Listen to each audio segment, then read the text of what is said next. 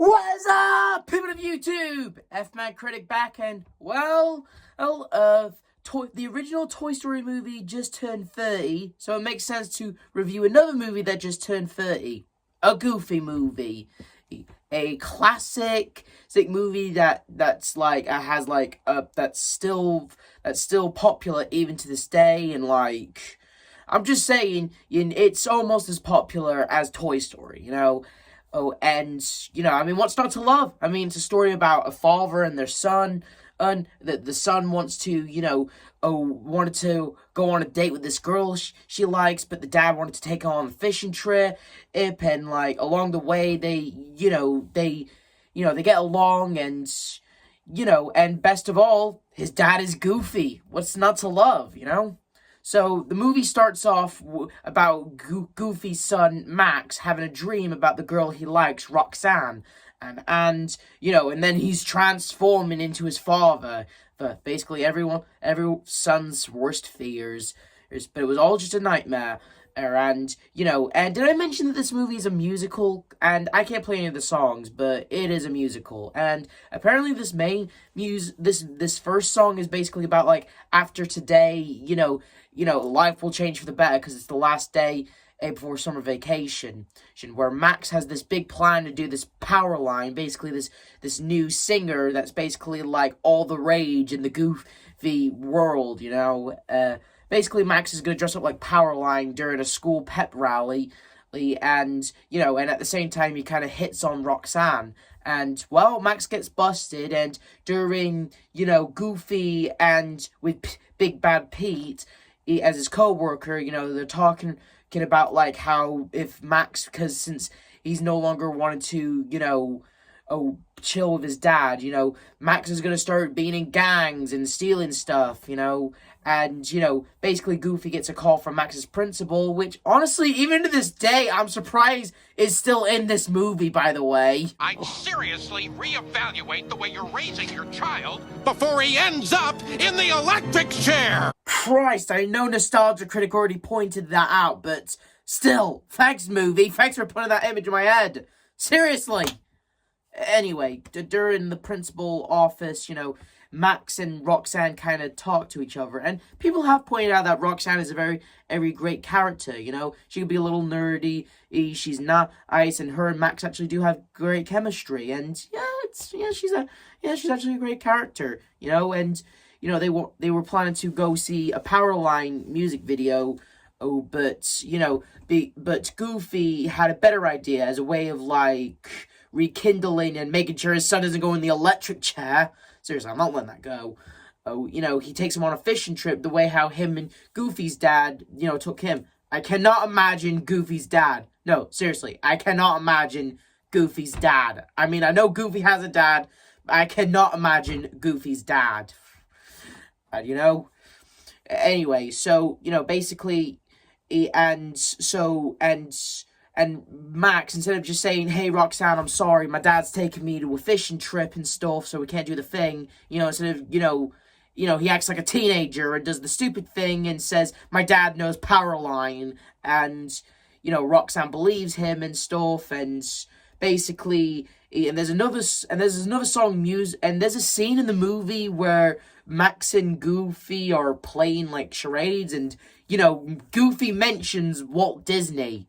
I'm not kidding, I'm honestly surprised, in their world, Walt Disney should be considered their god, if I'm being honest here. Anyway, and there's also a song playing in the thing, and we also get to see Mickey and Donald for the first time in this movie, and the only time in this movie, sadly.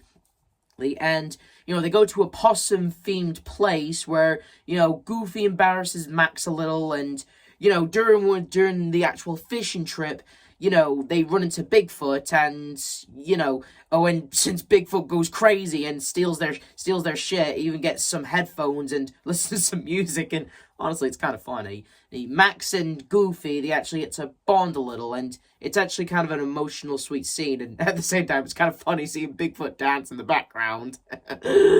But it's also kind of sweet, because, when Max was little, he used to put, little messages in his letter soup, like I love you, or hi, Dad, and honestly, it's kind of sweet, and, you know, it's, like, Max even does it later in the movie, and it's kind of sweet. When Goofy's asleep, you know, Max, he has the opportunity to write Roxanne a letter saying he lied and everything, but he does the most stupidest thing. He alters the map, making them go to L.A., and basically we get an entire montage since the map's been altered and Goofy doesn't notice. They basically go through a montage where Max is going to some cool shit and Goofy's doing his own thing. And we even get this in the montage.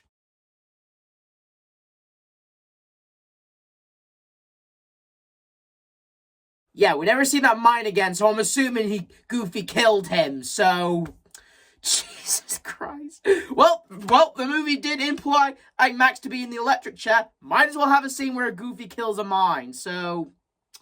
Whatever.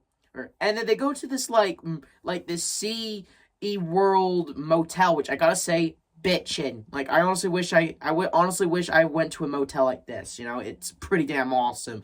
Where Goofy runs into Pete, and while Pete's son and Max are, you know, bragging, saying that Max changed the map, Pete overhears and tells Goofy, and Goofy, he's shocked to know about all this, but he's all like, hey, my son loves me, and Pete's all like, my son respects me, and it's kind of, like, it kind of gives some heavy vibes, if I'm being honest here.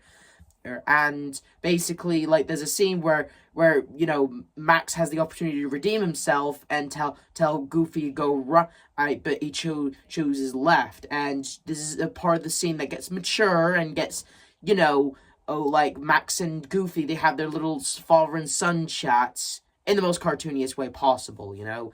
And, like, hey, it's a Goofy movie. What do you expect? Of course, there's going to be, like, some comic slapstick in there, you know? Oh, and honestly, I do love this line from both Max and Goofy. Got my own life now! I know that! I just wanted to be part of it! And so, you know, they start, and even though their car isn't sinking, and you know, they start to bond a little over another song, and, you know, and during the whole thing, you know, Max saves Goofy's life, and as a way of saying, thank you, son, for saving my life, he takes him to the Powerline concert, where they hijack the show. Goofy makes the same face, I'm assuming, he made the night when Max was conceived. And, you know, they go dancing with Powerline, and Powerline's totally cool with just two randos that are just on a stage all of a sudden. And you know, Max is pretty much, like, on TV and stuff with all of his friends, and even Roxanne knows how cool he is. But anyway, then Max goes to Roxanne, he confesses the truth, and, you know, and it's more adorable stuff between them, actually. And, you know, Roxanne even gets to meet Goofy at the end, and she's totally cool with him. You know, it's actually a really sweet moment and ending. You should also tell Roxanne that you also killed a mine. I know Nostalgia Critic pointed that out, but come on! I'm not letting that go. Same goes for the electric chair stuff. Seriously. And a Goofy movie. What can I say? 30 years later and it's still good. Beautiful animation, funny characters, relatable characters, and despite it being a Goofy movie, it does have some mature and lovable scenes in it. The stuff between Max and Roxanne, the stuff between Max and Goofy, it's actually well told and very sweet. Some of the songs are okay, some of the songs are good, some of the songs are okay. That's just me, personally.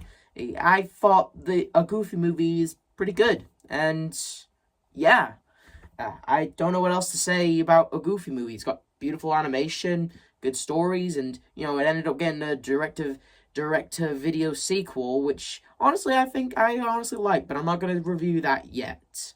This is the F-Man Critic telling you to like, subscribe, and notification. I'll see you guys next time. See ya!